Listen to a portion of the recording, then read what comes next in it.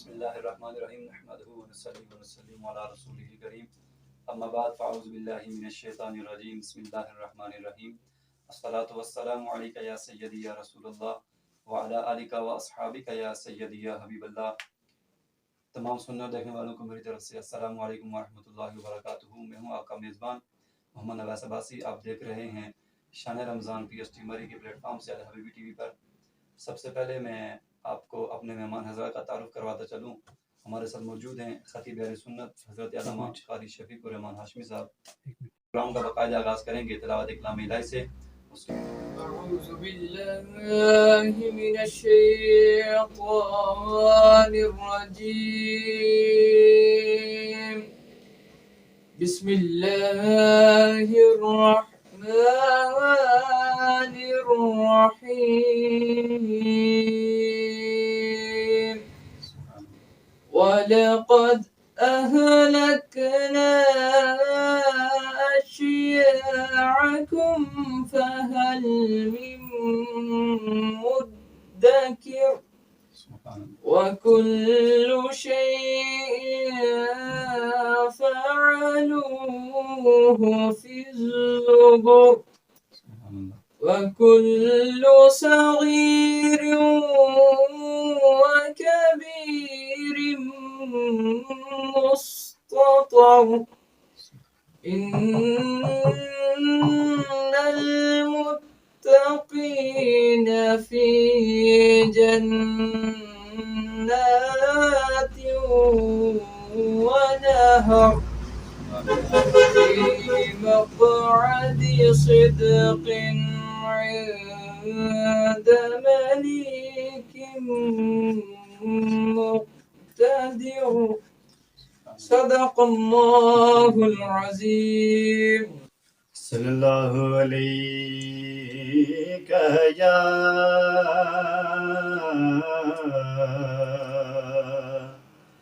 یا رسول اللہ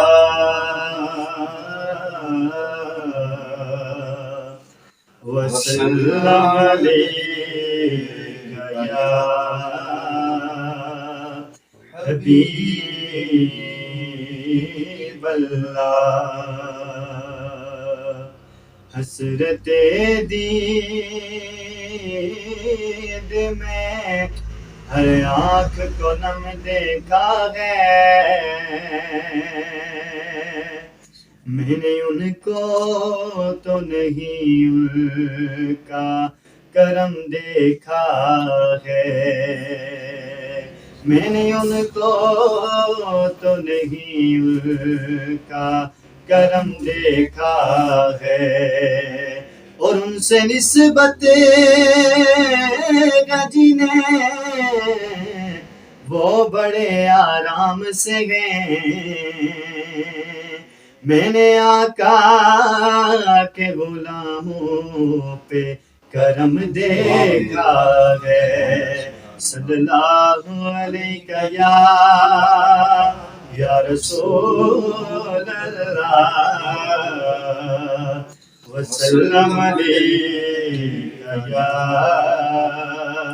حبیب اللہ۔ جب بھی میری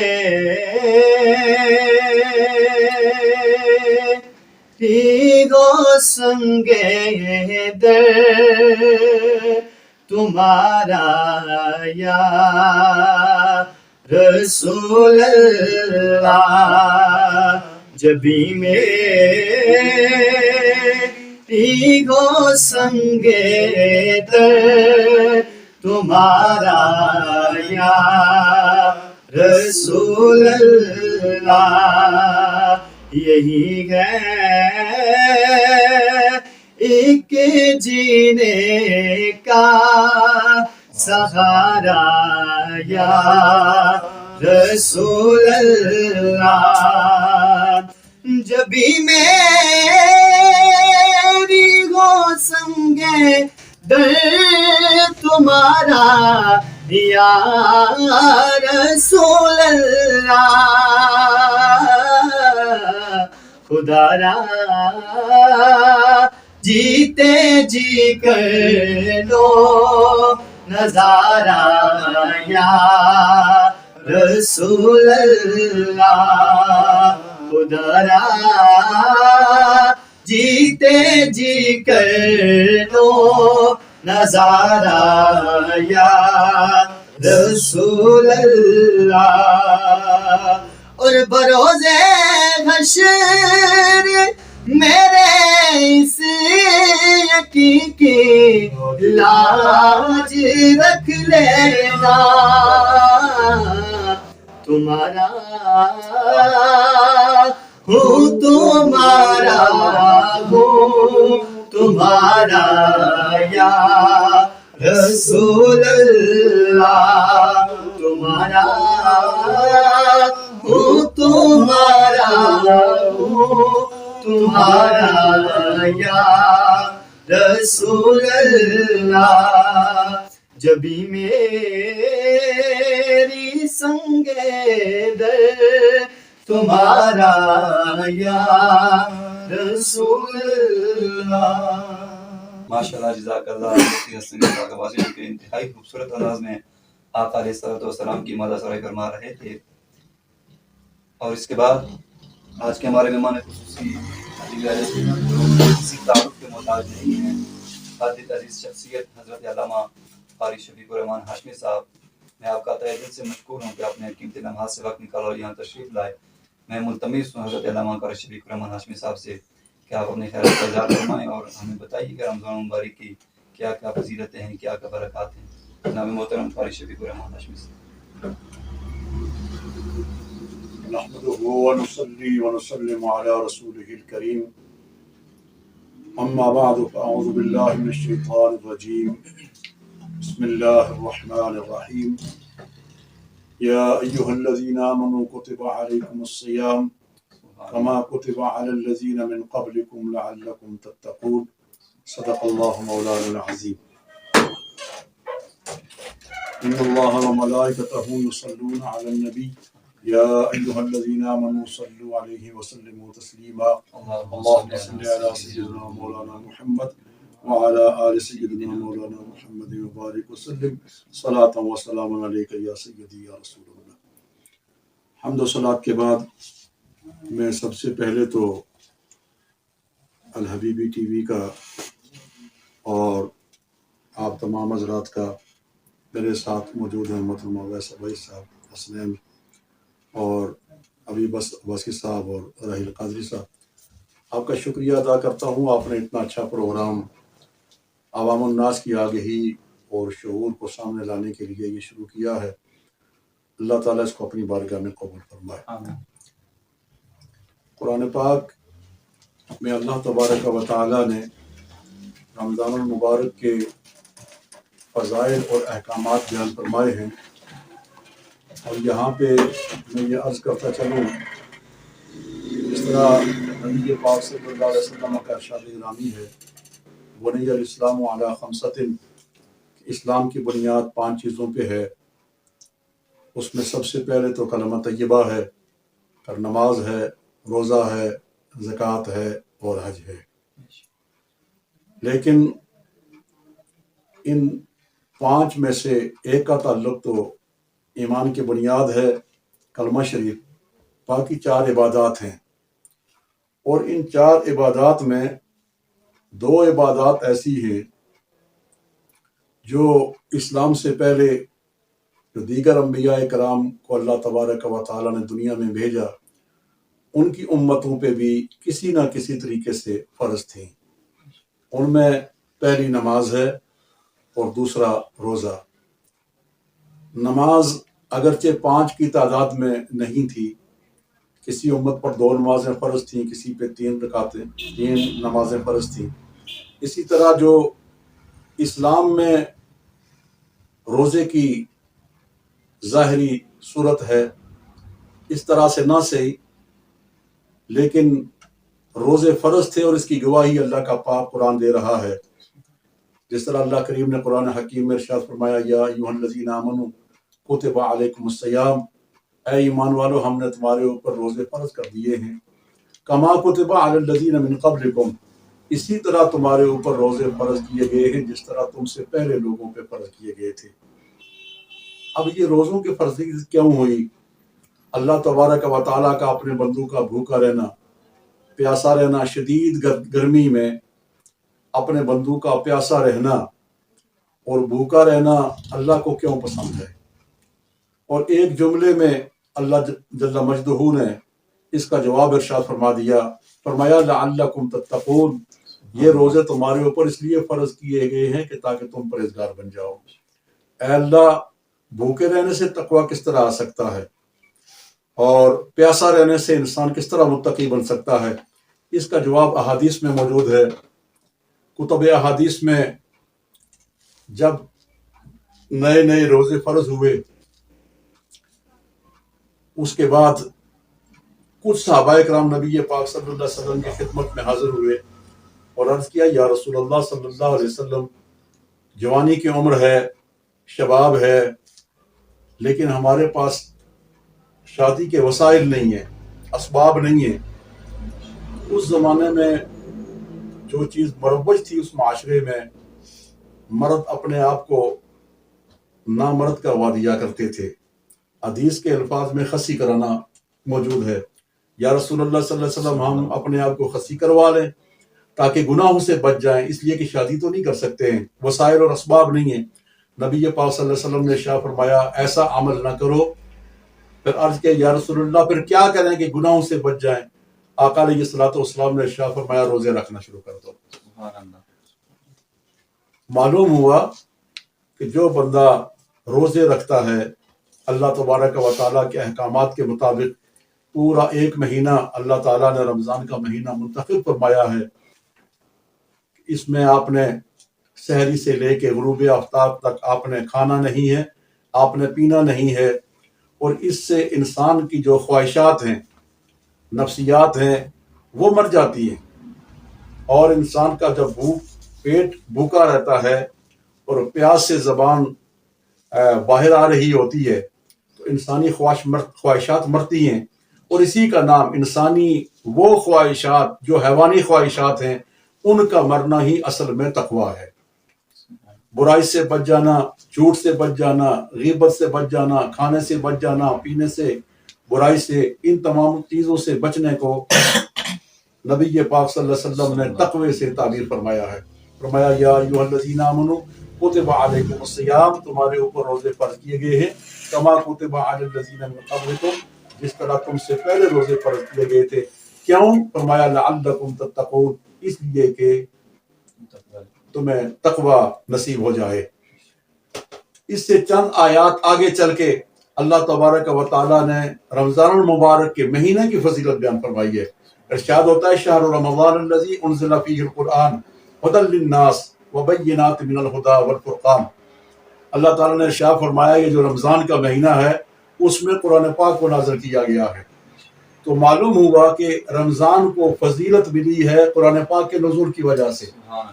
تو معلوم ہوا کہ جس ماہ مقدس میں کوئی بڑا کام اللہ تبارک و تعالیٰ سے کی طرف سے عطا ہوا ہو، اس اللہ کے بڑے کام کے عطا ہونے کی وجہ سے پورے مہینے کو اللہ تعالیٰ فضیلت عطا فرما دیتے ہیں۔ حالانکہ قرآن پاک کا نزول پورے ایک مہینے میں نہیں ہوا، اس کی ایک رات کو ہوا، جس رات کے بارے میں اللہ تعالیٰ نے قرآن حکیم میں ارشاد فرمایا انا انزلناہ فی لیلۃ القدر، ہم نے لیلۃ القدر میں قرآن پاک کو نازل کیا ہے۔ تو قرآن کی اس آیت سے تو معلوم ہوا کہ پورے رمضان کے مہینے میں قرآن نازل نہیں ہوا، صرف ایک رات کو قرآن پاک کا نزول ہے، لیکن اس ایک رات کے اندر قرآن پاک کے نزول کی فضیلت کی وجہ سے اللہ تعالیٰ نے پورے مہینے کو فضیلت عطا فرمایا۔ شہر رمضان الذی انزل فیہ القرآن، رمضان کا مہینہ وہ ہے جس میں اللہ نے قرآن حکیم نازل کیا۔ اس قرآن حکیم میں ہے کیا؟ فرمایا ھدی للناس، یہ کل جہان کے لوگوں کے لیے ہدایت ہے۔ پہلے سپارے میں اللہ کریم ارشاد فرماتے ہیں ھدی للمتقین، یہ تقوی والوں کے لیے ہدایت ہے، اور یہاں پہ ارشاد ہوا ھدی للناس۔ اس بارے میں حضرت علامہ پیر سید پیر کرم شاہ الازہری رحمۃ اللہ تعالی علیہ نے ضیاء القرآن شریف میں اس آیت کے تحت ارشاد فرمایا کہ یوں تو یہ قرآن حکیم پوری کائنات کے انسانوں کے لیے ہدایت ہے، لیکن خصوصیت دی ہے اللہ تبارک و تعالیٰ نے تقوی کے لیے متقین کو. تو پیر کرم شاہ علیہ رحمۃ اللہ علیہ نے بڑے خوبصورت انداز میں اس کی وضاحت فرمائی ہے. آپ فرماتے ہیں جس طرح کافی عرصہ بارش نہ ہو رہی ہو، زمین خشک ہو چکی ہو اور زمین سے سبزہ نہ اگر رہا ہو اور فصلیں نہ اگ رہی ہوں، تو ایسے عالم میں اللہ تعالیٰ کھل کے جب بارش برساتا ہے تو جس نے جو فصل اگائی ہوئی ہوتی ہے، گندم کا کاشتکار کہے گا یہ بارش جو اللہ تعالیٰ نے نازل فرمائی ہے میری فصل کے لیے بہت قیمتی ہے، اور چاول کا کاشتکار کہے گا میری فصل کے لیے بہترین ہے، مکئی کا کاشتکار کہے گا میرے لیے یہ سونا ہے. لیکن پیر کرم شاہ علیہ رحمۃ اللہ فرماتے ہیں کوئی شک نہیں کہ گندم کے لیے وہ بارش نعمت سے کم نہیں ہے، اور چاول اور مکئی کی فصل کے لیے یہ کسی نعمت سے کم نہیں ہے. لیکن کیا کرو گے ان خود رو بوٹیوں کا، نباتات کا، گھاس کا جو خود بخود اگتی ہیں، کیا وہ بارش اس گھاس کے لیے، اس نباتات کے لیے، جڑی بوٹیوں کے لیے نعمت نہیں ہے؟ فرمایا خاص تر یہ متقین کے لیے قرآن پاک باعث ہدایت ہے. لیکن اللہ تبارک و تعالیٰ اس قرآن پاک کے ذریعے پورے عالم انسانیت کے لیے ہدایت فرماتا ہے. رمضان کیا ہے اور رمضان کے روزے کیا ہیں؟ آقا علیہ الصلوۃ والسلام نے ارشاد فرمایا کہ رمضان کے علاوہ جو بندہ ایک نیکی کرتا ہے، من جاء بالحسنۃ فلہ عشر امثالھا، اللہ تعالیٰ ایک نیکی کے بدلے اسے 10 نیکیاں عطا فرماتا ہے، 10 نیکیوں کا اجر عطا فرماتے ہیں. لیکن آقا علیہ الصلوۃ والسلام ارشاد فرماتے ہیں رمضان میں ایسا نہیں ہے. رمضان میں اللہ تعالیٰ اجر کو کئی گنا بڑھا دیتے ہیں.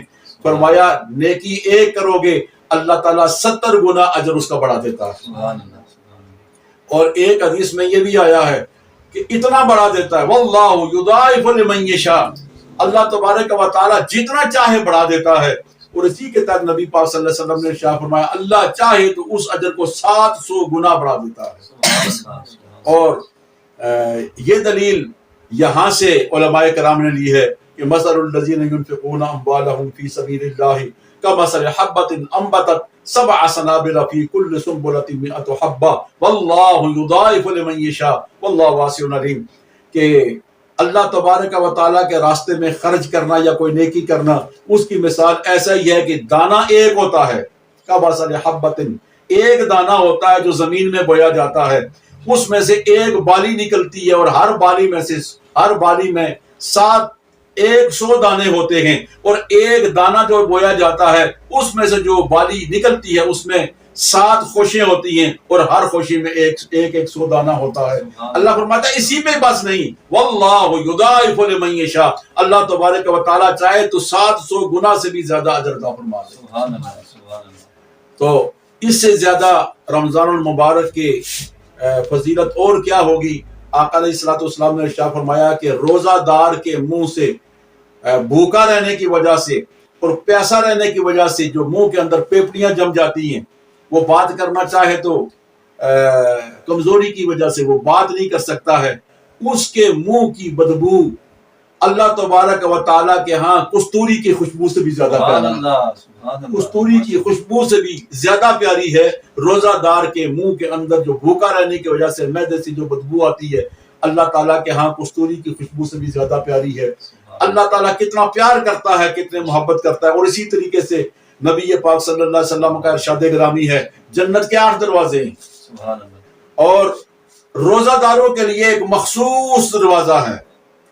جب قیامت کا دن ہوگا جنتیوں کو جنت میں بھیجا جا رہا ہوگا، اللہ تعالیٰ ارشاد فرمائے گا کہ روزہ دار الگ ہو جائیں، تم نے اس راستے سے جانا ہے، تمہارا دروازہ ہی مخصوص ہے، اس کو باب الریان کہا جاتا ہے، تم نے اس دروازے سے جنت کے اندر داخل ہونا ہے. تو اسی طرح رمضان المبارک کے بے شمار فضائل ہیں. اس کے اندر قرآن پاک نازل ہوا ہے، قرآن پاک کے بہت بڑے فضائل ہیں، اور اس کی فضیلت اس سے زیادہ کیا ہو سکتی ہے؟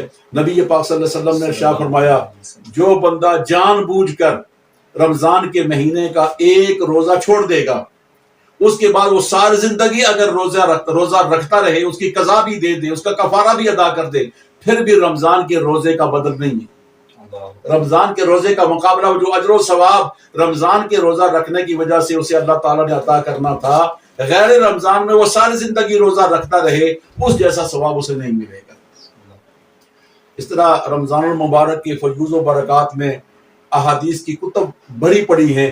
نبی پاک صلی اللہ علیہ وسلم کے بارے میں علماء نے اپنی کتب احادیث میں لکھا ہے کہ یوں تو پورا سال نبی پاک صلی اللہ علیہ وسلم عبادات کثرت سے کیا کرتے تھے، لیکن رمضان المبارک کا جب مہینہ آتا تو آپ کی عبادت کی کثرت اور آپ کی سخاوت بڑھ جاتی، آپ کی سخاوت بڑھ جاتی۔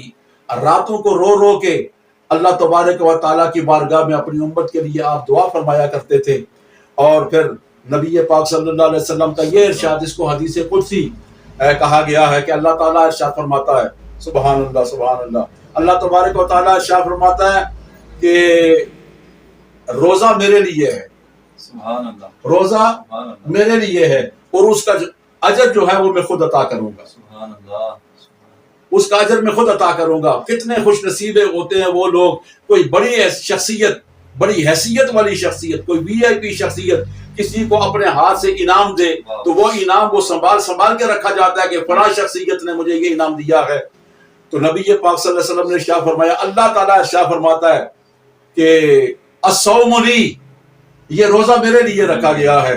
ایسے موقع انسان کی زندگی میں آتے ہیں، رمضان کے مہینے میں آتے ہیں کہ وہ اکیلا ہے، گھر میں کوئی نہیں ہے، چھپ کے چاہے تو کھا بھی سکتا ہے، پی بھی سکتا ہے، لیکن وہ اللہ تبارک و تعالیٰ کو خوش کرنے کے لیے، اللہ تعالیٰ کی رضا کے لیے خوب بھوکا بھی ہوتا ہے لیکن کھاتا کچھ نہیں ہے، بہت پیاس ہوتی ہے لیکن وہ پیتا کیوں کچھ نہیں ہے، اس لیے کہ میرا رب مجھے دیکھ رہا ہے۔ اس کے بارے میں اللہ کریم نے ارشاد فرمایا، الصوم لی، روزہ میرے لیے تو نے رکھا ہے، وَأَنَا أَجْزِي بِهِ، اور اس کی جزا میں خود دوں گا۔